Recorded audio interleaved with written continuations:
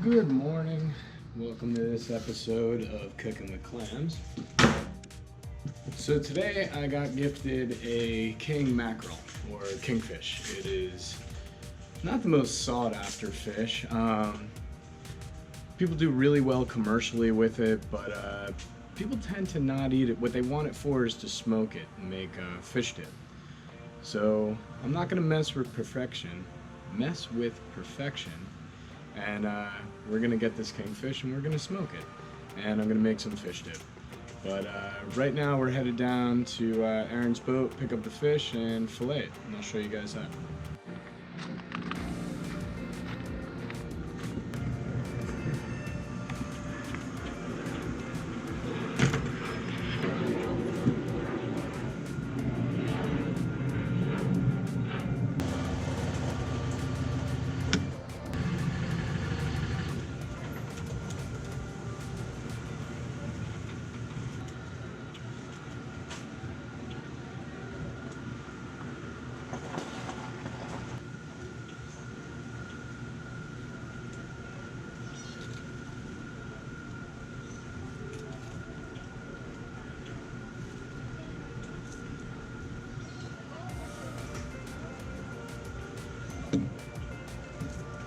See, it has almost a bluish pink tint to it.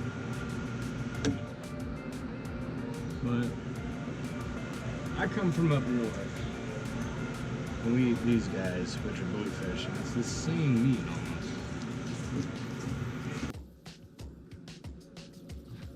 I'm gonna make our brine for the fish to sit in for about 6-7 hours.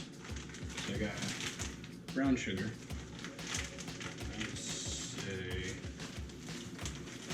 2 cups of that. And then salt, of course, sea salt, not kosher. And with that, we're gonna do about 1.5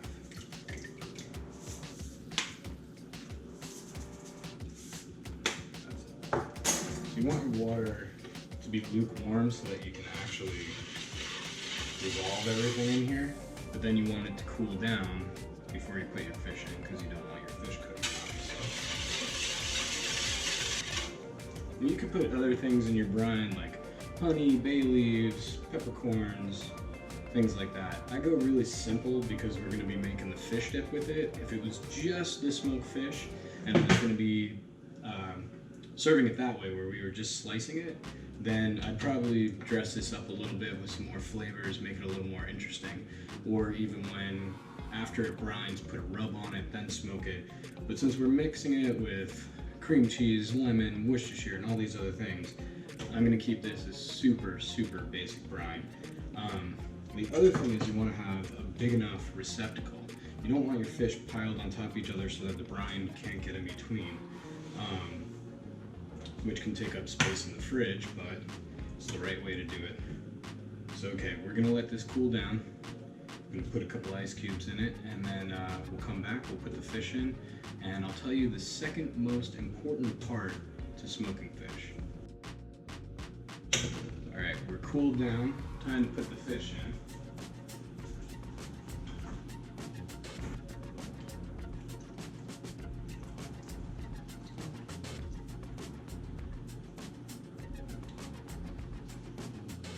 Okay, now I'm gonna put that in the fridge. I'm gonna let that go for 6-7 hours. Actually, I'm gonna head to work, and then when I come back, now here's the important part. I'm gonna take it out and put it on a drying rack and let it dry completely overnight, inside the refrigerator, of course. But what'll happen is all this brown sugar in here will actually form, I forget what it's called. Somewhere out there tell me, because there's a technical term for it. But what it is that stickiness will then dry, and that is what the surface the smoke will stick to is. So it'll give the smoke somewhere to go. And also, for more smoky fish, another reason that I cut it into these small pieces, because there's more surface area for the smoke to hit. But that drying piece is one step that a lot of people forego. They just take it out of the brine, throw it right into their smoker. But we're gonna do it the professional way. So the other thing that I want to show you is that I held on to some of the nicer, thicker top loin, like I said. And what I'm gonna do with this, he doesn't know it yet, but I'm gonna feed this to Aaron and prove to him that kingfish is actually really, really good. So what we're gonna do, I think I'm gonna do like a tuna tataki, and we're gonna cover it in sesame seeds, sear it, slice it, leave the center raw, and then put it over a rice bowl. But I'm not gonna tell him what it is, and we're gonna see what he thinks.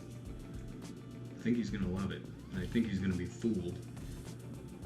And I think it's gonna change his mind about kingfish. All right, home from work. That's right, these are my work clothes, pretty snazzy, I know. Okay, so I have my drying rack here.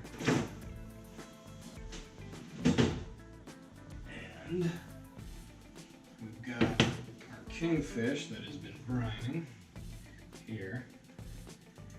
So we're gonna lay this out, and remember, I said this is an important part. The reason why is because that's gonna dry, and I'm actually gonna let this dry overnight. I'm gonna throw it back in the fridge, and then tomorrow morning it'll be ready for smoking.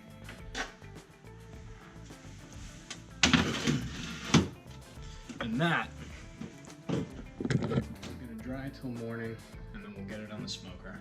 Good morning. It is bright and early, and I got the smoker going. So we're gonna grab our fish, which has dried overnight. Got a nice tacky film on it. All right, and I'll show you my really ghetto smoker that I set up. It's pretty enjoyable.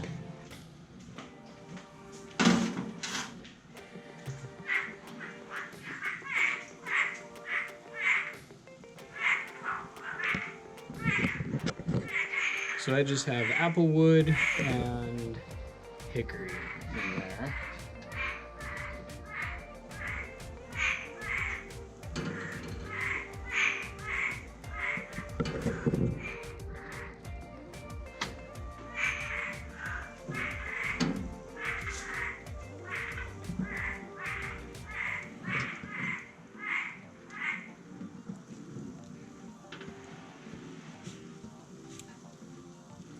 We're gonna leave that for about 4 hours. Inside there, it reads 200. It's not 200. It's about 150. I only have one burner on low, and then every couple of hours, I'm gonna have to redo my cool chips there. And we'll be back. We've been going about an hour. Put a little more wood on. Probably have to add more in about. We're getting there. I'm gonna rotate these guys to that side, just because they're over my only heat source, which is right here. So this is the only spot that is actually hot. Over here, you're probably at about 150. Over here, probably about 220. So we'll give those a rotate and let it go for another 2-3 hours. While our other king mackerel is smoking in the back, I am going to make some crispy shallots for our rice bowls later. And the way that I like to do it is to start the shallots all in the oil cold. Because if you bring it up to frying temperature and throw the shallots in, they usually burn instead of getting crispy. This way, the moisture cooks out very, very slowly, and you get nice, beautiful, brown, crispy shallots. And while those are frying, I'm going to make a spicy mayo, which is not that exciting. It's basically just mayo and chili paste, and that should be it. We should be good to go for rice bowls later. And I think I got about only another hour or so on our fish that's smoking. Our spicy mayo, like I said, not that exciting. Mayo. Chili paste.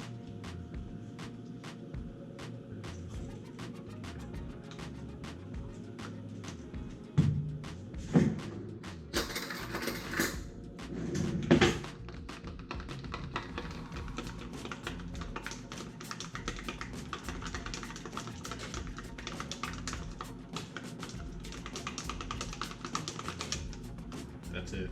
So we're getting a little bit of caramelization. We're down just a bit.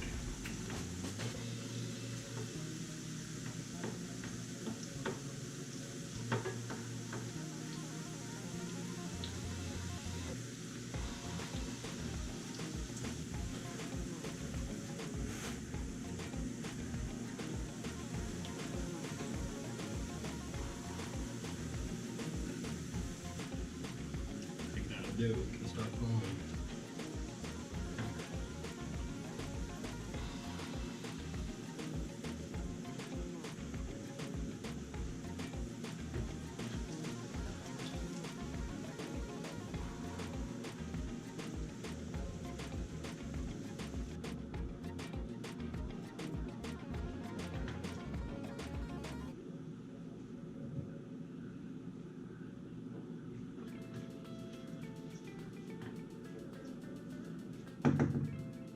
Just a light dusting of salt.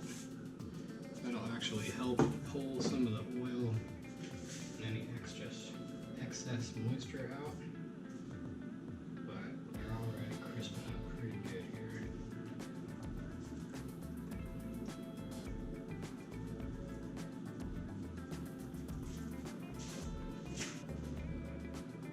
So one of the reasons I love these guys, I mean, they add another texture. So if you have kind of a one-note dish, at least this will add some crunch to your dish. But when they caramelize like that, all the sugar caramelizes, and they get really, really sweet, almost like a cipollini onion. So when you have all your salty things on your rice bowl and spicy, it's nice to bring a little bit of sweetness without having to add something actually sweet, meaning doing something like this, it's more subtle, not to where if you put, say, sugar-coated something on top of your rice bowl, which would be just gross. But this is a much more delicate, subtle way of introducing all of your flavor profiles into a dish. All right, we are done smoking. My last pile of wood chips is all done, and we're looking pretty good.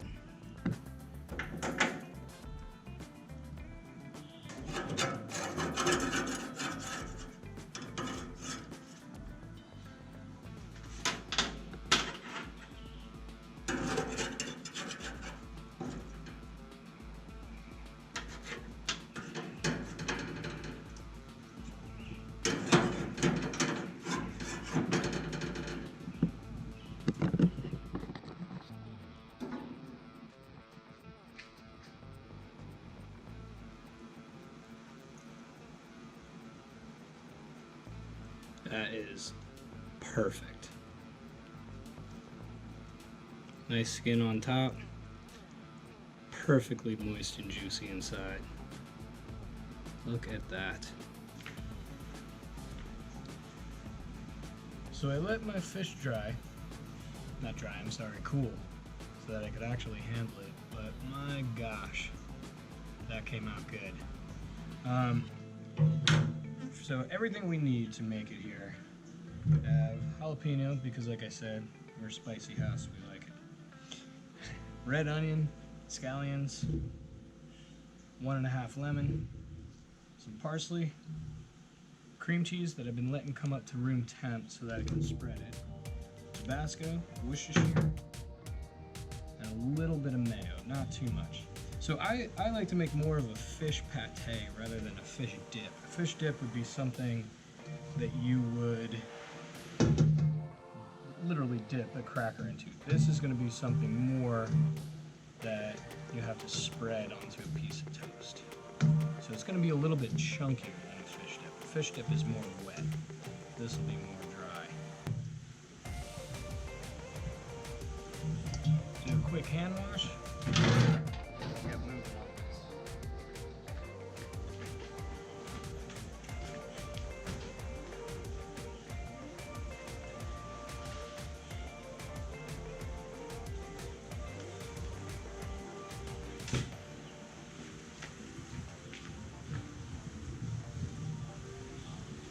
Alright, so we have our bunch of scallions, our jalapeno. I'm going to leave the pith, all the seeds, everything in there. Like I said, we are a spicy house and love everything a little bit spicy. With all the cream cheese and mayo and everything else in there, it would take a lot to make this really spicy.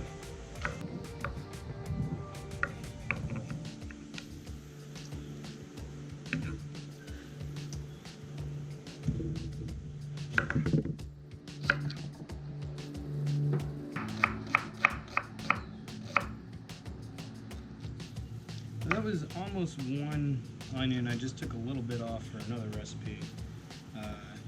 Like I said, we have a lot of fish here, so we're going to need a lot of our other ingredients added in also.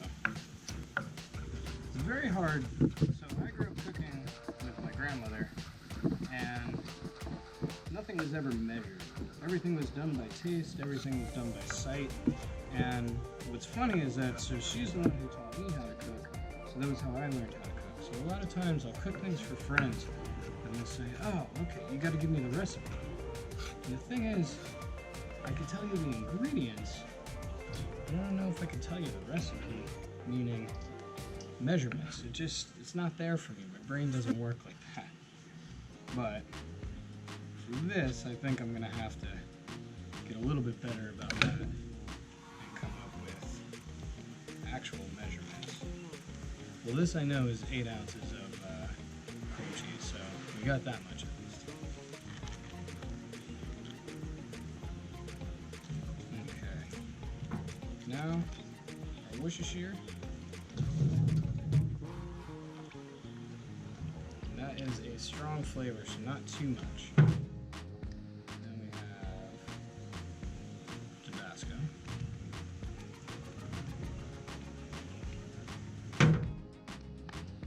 And just a little bit of mayo to bind it together.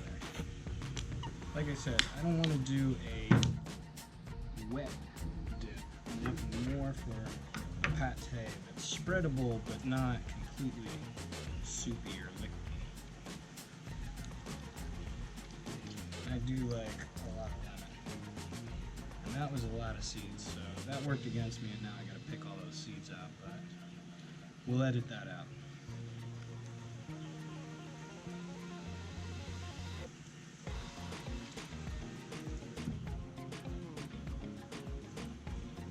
So in the future, I would say squeeze your lemon into a bowl and pick the seeds out before adding it into the dip. That was a bad move on my half. My half. Is that the same? Bad move. It was a bad move.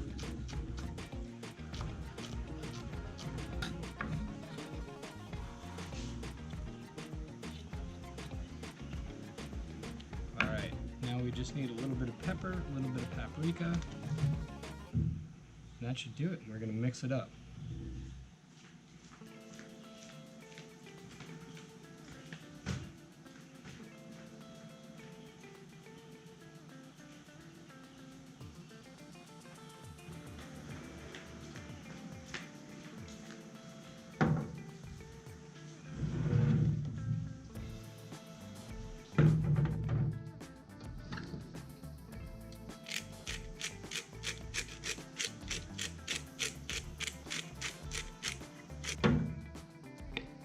Paprika.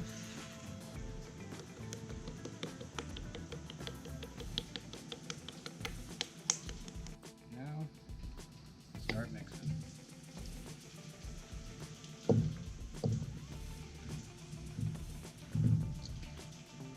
I were talking, because we were talking about fish dip. A friend of his gave him a bunch of fish dip. And if you had 10 different people make their fish dip, give them all the same fish, they would all come out different. It's amazing. Everyone has their own twist, their own way that they like it. A little more thick like mine, or a little more thinned out and soupy, where they put it in a like almost like a bread mixer to break it up completely.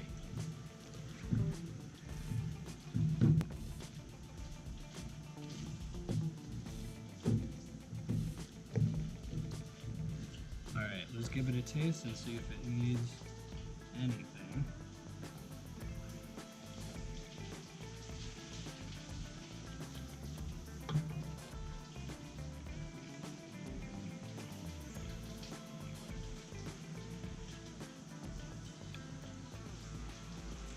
Good. Smoky, creamy. The lemon cuts through. I'm going to add a little bit more pepper.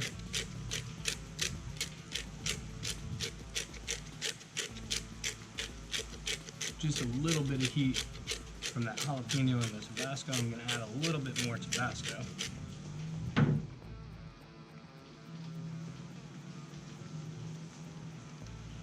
And I know I said it probably wouldn't need it.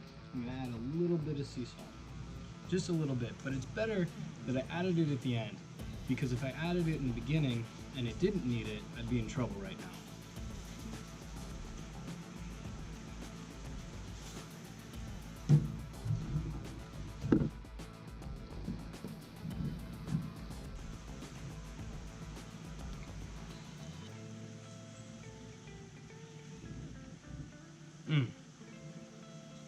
That little bit of salt did it. That was all it needed. That is delicious. So that on crackers or a little bit of toast, wow. All right, we made it to Aaron's house. The other thing is I always say all right before everything. But first off, we have the gift of the fish dip. Oh man. That's enough fish dip for about 10 people or one Aaron. It's so chunky. All right, so this is what I was talking about, that everyone makes it different, and this is more of a spread than I would put this on a dip. a sandwich, literally. I was talking tuna melts. Just bread. Put it on bread, melt cheddar on it, Yep. you got yourself a tuna melt. Oh my god. All right, back to rice bowls, back to making these guys eat kingfish. So, Dude, that's good. here's what we got. We got our limes, we got jalapeno, cucumber, our perfect eggs. Ooh. Spicy mayo, cilantro, nori, ponzu sauce. That stuff's a commodity right now. I couldn't find it at Publix. Crispy shallots. Ooh. I left the lid off so they're not too crispy anymore. The humidity got to them. That's one thing in Key West. The humidity Ruins everything. will ruin everything. Your day, your crispy shallots, everything. Definitely. And then our kingfish.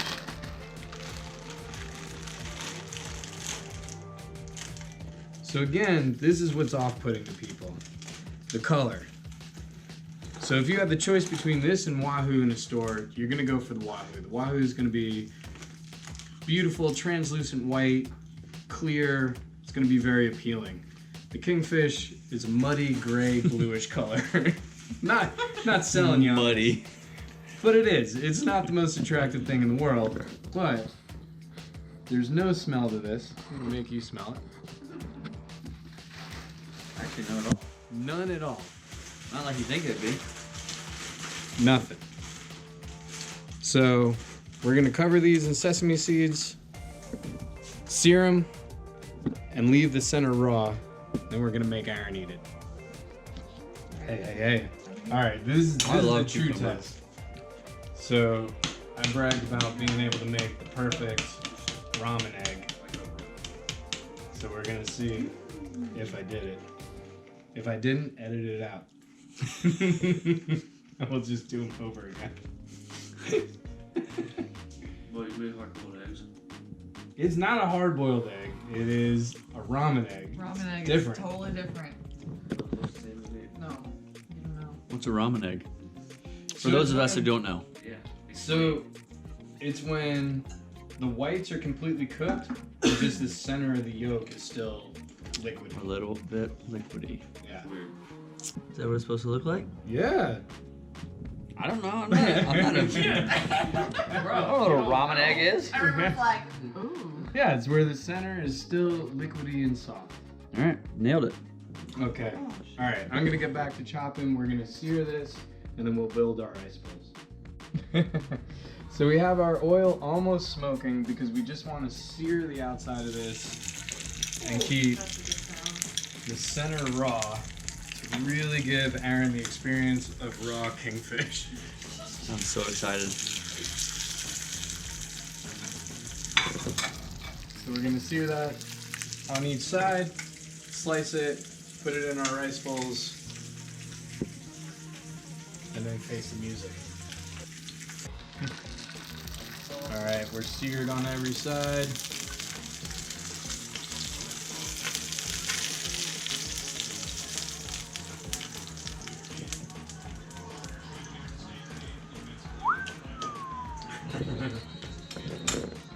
Not bad. Let those cool for just a moment. That's all right. Okay. But it still has that bluish hue. Mm. I think that's what scares people. I'm people. Not this crew.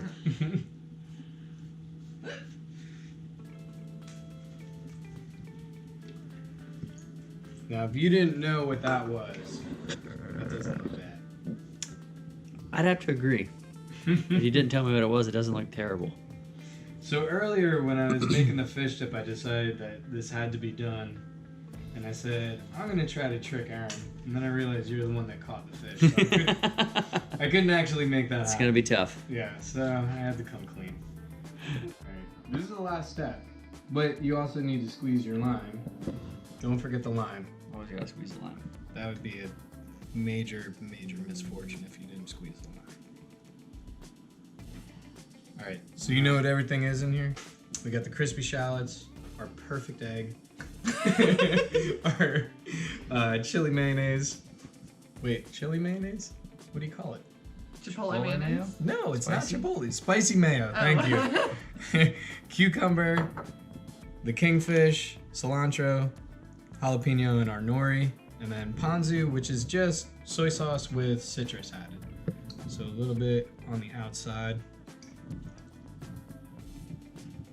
But before you mix everything, eat one piece of the kingfish. This is my first time having seared kingfish.